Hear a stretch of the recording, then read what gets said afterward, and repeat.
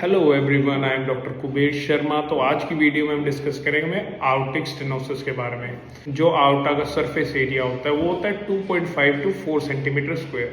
तो इसके एरिया के हिसाब से इसकी स्टेजिंग डिसाइड करी जाती है।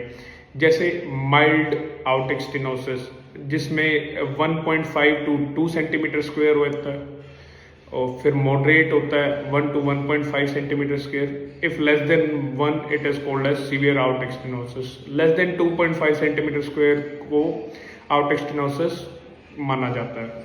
तो इसके कॉजेज क्या होते हैं? इसके कई कॉजेज होते हैं। जैसे इन्फेंट में बाइकस्पिड आउटिक वाल्व होता है, चाइल्ड में रूमेटिक फीवर होता है, एडल्ट मतलब senile age more than 65 years due to calcification of valves. It can be due to radiation in mediastinal wall radiation in Hodgkin's lymphoma, or it can be due to Schwann complex।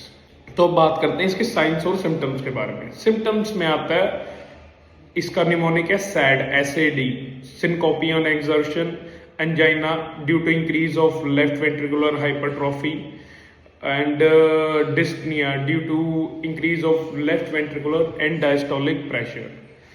अब आते हैं इसके science क्या देखने को मिलते हैं। इसमें हमें कई मर्मर्स देखने को मिलता है, जैसे कि इजेक्शन सिस्टोलिक मर्मर है जिसको क्रेसेंडो डिक्रेसेंडो मर्मर कहा जाता है।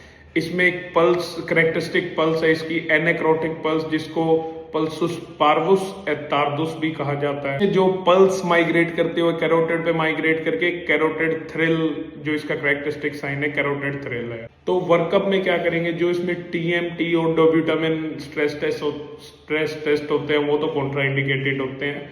इसके हम इन्वेस्टिगेशन के लिए हम ECG देखेंगे। जो V1 में है उसमें डीप S वेव्स दिखेंगी हमें, V5 में टॉल R वेव्स दिखेंगी, और जो T वेव इन्वर्शन भी देखने को मिलेगी हमें। अब इसका प्रोग्नोसिस कैसे डिसाइड करते हैं? इसके प्रोग्नोसिस डिसाइड होते हैं इसके सिम्टम्स के बेसिस पे। अगर सिनकोपी और एंजाइना है तो डेथ विद इन 3 years। अगर if there is dyspnoea, death within 2 years।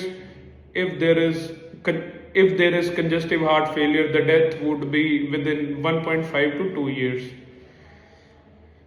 तो व्हाट इज द ट्रीटमेंट क्या है इसका? तो इसका ट्रीटमेंट है ट्रांसकैथेटर आउटिक वाल्व रिप्लेसमेंट, जिसको शॉर्ट फॉर्म में TAVR भी कहते हैं, ट्रांसकैथेटर आउटिक वाल्व रिप्लेसमेंट।